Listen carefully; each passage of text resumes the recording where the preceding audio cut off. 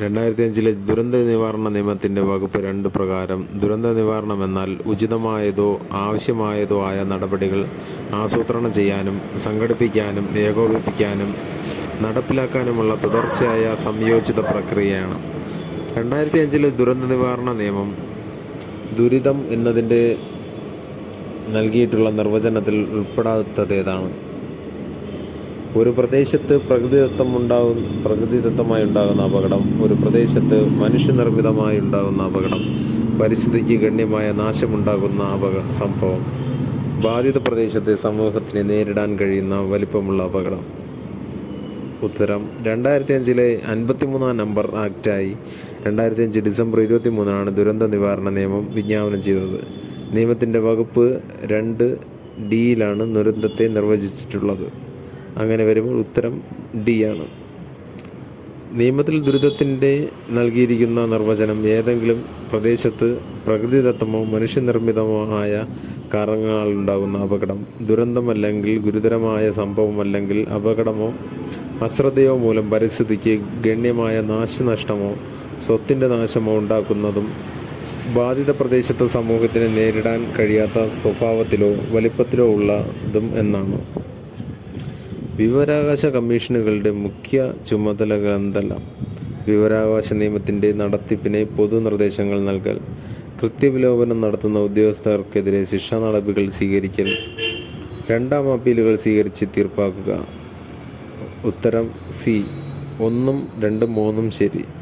വിവരാവകാശ നിയമത്തിൻ്റെ വകുപ്പ് 12 മുതൽ 17 വരെ കേന്ദ്ര സംസ്ഥാന വിവരാവകാശ കമ്മീഷൻ്റെ രൂപവൽക്കരണം, സേവന വ്യവസ്ഥകൾ, കമ്മീഷൻ അംഗങ്ങളുടെ നീക്കം ചെയ്യൽ എന്നിവ പറ്റി പ്രതിപാദിക്കുന്നു. കമ്മീഷനുകൾ ഏതെങ്കിലും കാര്യം അന്വേഷിക്കുമ്പോൾ സിവിൽ നടപടി നിയമസംഹിത പ്രകാരം ഒരു സിവിൽ കോടതി വ്യവഹാരം വിചാരണ നടത്തുമ്പോൾ നിക്ഷിപ്തമായിട്ടുള്ള അതേ അധികാരങ്ങൾ ഉണ്ടായിരിക്കണം.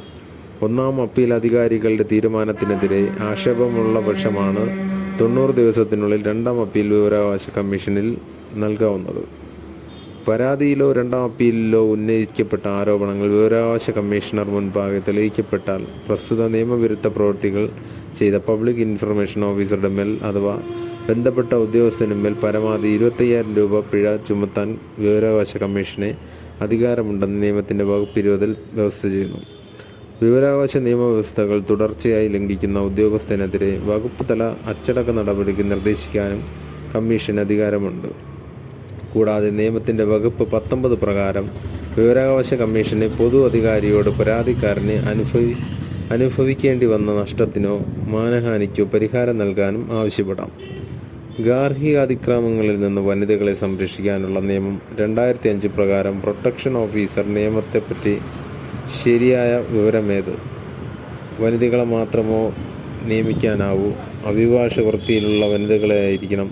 പുരുഷന്മാർക്ക് മുൻഗണന നൽകണം? കഴിവതും നിശ്ചിത യോഗ്യതയും പരിചയമുള്ള വനിതകളായിരിക്കണം? ഉത്തരം ഡി. കഴിവതും നിശ്ചിത യോഗ്യതയും പരിചയവുമുള്ള വനിതകളാവണം. ഓരോ ജില്ലയിലും ആവശ്യമുള്ള പ്രൊട്ടക്ഷൻ ഓഫീസർമാരുടെ എണ്ണം, ഓരോരുത്തരും ചുമതല നിർവഹിക്കേണ്ട പ്രദേശം തുടങ്ങിയ കാര്യങ്ങളെപ്പറ്റി സർക്കാർ വിജ്ഞാപനം പുറപ്പെടുവിക്കണമെന്ന് നിയമത്തിൻ്റെ വകുപ്പ് 8 പ്രസ്താവിക്കുന്നു.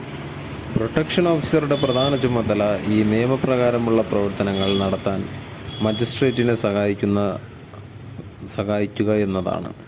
പരാതിക്കാരിൽ നിന്ന് ലഭിച്ച പരാതി അനുസരിച്ച് നിശ്ചിത ഫോറത്തിൽ ഡൊമസ്റ്റിക് ഇൻസിഡൻറ്റ് റിപ്പോർട്ട് തയ്യാറാക്കി മജിസ്ട്രേറ്റിനും പകർപ്പുകൾ പോലീസ് ഉദ്യോഗസ്ഥൻ, സർവീസ് പ്രൊവൈഡർ എന്നിവർക്കും നൽകേണ്ടതും പ്രൊട്ടക്ഷൻ ഓഫീസറാണ്. പ്രൊട്ടക്ഷൻ ഉത്തരവ് ലഭിക്കാനായി പരാതിക്കാരിയുടെ ആവശ്യപ്രകാരം മജിസ്ട്രേറ്റിന് അപേക്ഷ നൽകേണ്ടതും സൗജന്യ നിയമസഹായം ലഭിക്കണമെന്നുറപ്പാക്കേണ്ടതും പ്രൊട്ടക്ഷൻ ഓഫീസറാണ്. ഉത്തരവാകുന്ന സാമ്പത്തിക സഹായം ലഭ്യമായെന്നുറപ്പിക്കേണ്ടതും പ്രൊട്ടക്ഷൻ ഓഫീസറാണ്. ദേശീയ മനുഷ്യാവകാശ കമ്മീഷൻ്റെ ചീഫ് എക്സിക്യൂട്ടീവ് ഓഫീസർ ആരാണ്? സുപ്രീം കോടതി രജിസ്ട്രാർ, സെക്രട്ടറി ജനറൽ, സുപ്രീം കോടതിയിലെ ഒരു മുതിർന്ന ജഡ്ജി, നിയമ മന്ത്രാലയം സെക്രട്ടറി. ഉത്തരം ബി. സെക്രട്ടറി ജനറലാണ്. 1993 മനുഷ്യാവകാശ സംരക്ഷണ നിയമത്തിൻ്റെ വകുപ്പ് 3-4 ദേശീയ മനുഷ്യാവകാശ കമ്മീഷൻ്റെ സെക്രട്ടറി ജനറലിനെ പ്രതിപാദിക്കുന്നത്. ഇതുപ്രകാരം കമ്മീഷന് ഒരു സെക്രട്ടറി ജനറൽ ഉണ്ടായിരിക്കേണ്ടതും അദ്ദേഹം കമ്മീഷൻ്റെ ചീഫ് എക്സിക്യൂട്ടീവ് ഓഫീസറായിരിക്കുന്നതുമാണ്. കമ്മീഷനോ ചെയർപേഴ്സണോ ഏൽപ്പിച്ചു കൊടുക്കുന്ന അധികാരങ്ങൾ പ്രയോഗിക്കേണ്ടതും ചുമതലകൾ നിർവഹിക്കേണ്ടതും സെക്രട്ടറി ജനറലാണ്. ദേശീയ മനുഷ്യാവകാശ കമ്മീഷൻ്റെ ആസ്ഥാനം ഡൽഹിയാണ്. കേന്ദ്ര സർക്കാരിൻ്റെ മുൻകൂട്ടിയുള്ള അനുവാദത്തോടെ ഇന്ത്യയിലെ മറ്റ് സ്ഥലങ്ങളിൽ കമ്മീഷൻ ഓഫീസുകൾ സ്ഥാപിക്കാവുന്നതാണ്.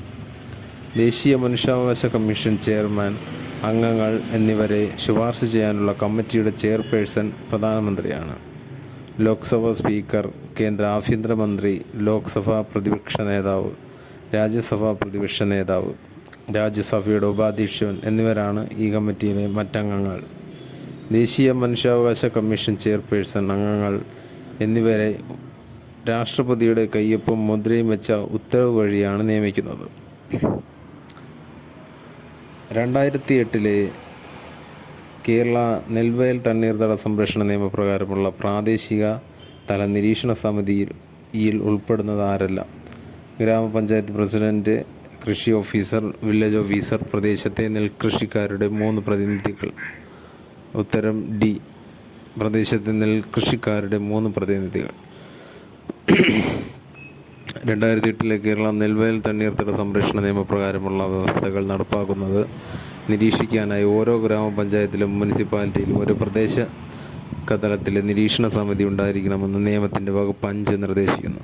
ഗ്രാമപഞ്ചായത്ത് പ്രസിഡന്റ്, നഗരസഭാ ചെയർമാൻ, കോർപ്പറേഷൻ മേയർ ആണ് പ്രാദേശിക നിരീക്ഷക സമിതിയുടെ ചെയർമാൻ. സമിതിയുടെ കൺവീനർ കൃഷി ഓഫീസറാണ്.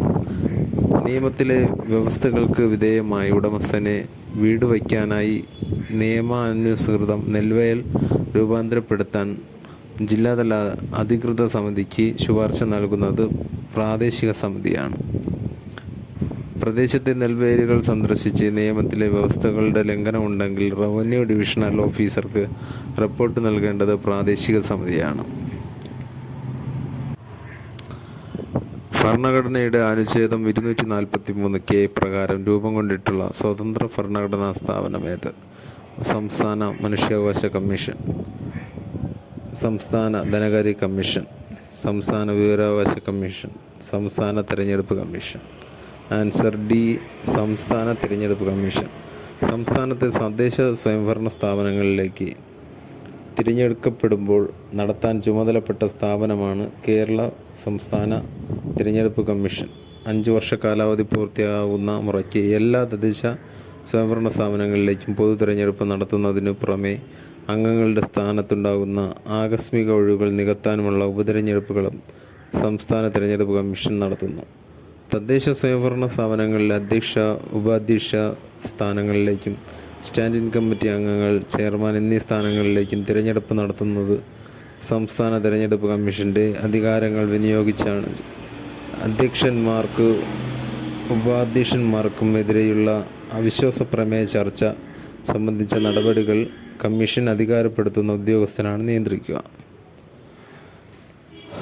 ധനകാര്യ കമ്മീഷൻ ഭരണഘടനയുടെ അനുച്ഛേദങ്ങൾ 243I, Y എന്നിവ പ്രകാരമാണ് 5 വർഷത്തിലൊരിക്കൽ സംസ്ഥാന ധനകാര്യ കമ്മീഷനെ നിയമിക്കുന്നത്. തദ്ദേശ സ്വയംഭരണ സ്ഥാപനങ്ങളുടെ സാമ്പത്തിക സ്ഥിതി അവലോകനം ചെയ്തുകൊണ്ട് സംസ്ഥാനവും തദ്ദേശ സ്വയംഭരണ സ്ഥാപനങ്ങളും തമ്മിൽ വിഭവങ്ങൾ പങ്കുവയ്ക്കുന്നത് സംബന്ധിച്ചും തദ്ദേശ സ്ഥാപനങ്ങൾക്ക് വികസന പ്രവർത്തനങ്ങളും അനിവാര്യ ചുമതലകളും നിർവഹിക്കാനായി വിഭവലഭ്യത ഉറപ്പാക്കുന്നതും സംബന്ധിച്ച് സർക്കാരിന് ശുപാർശകൾ സമർപ്പിക്കാനാണ് സംസ്ഥാന ധനകാര്യ കമ്മീഷനെ നിയമിക്കുന്നത്.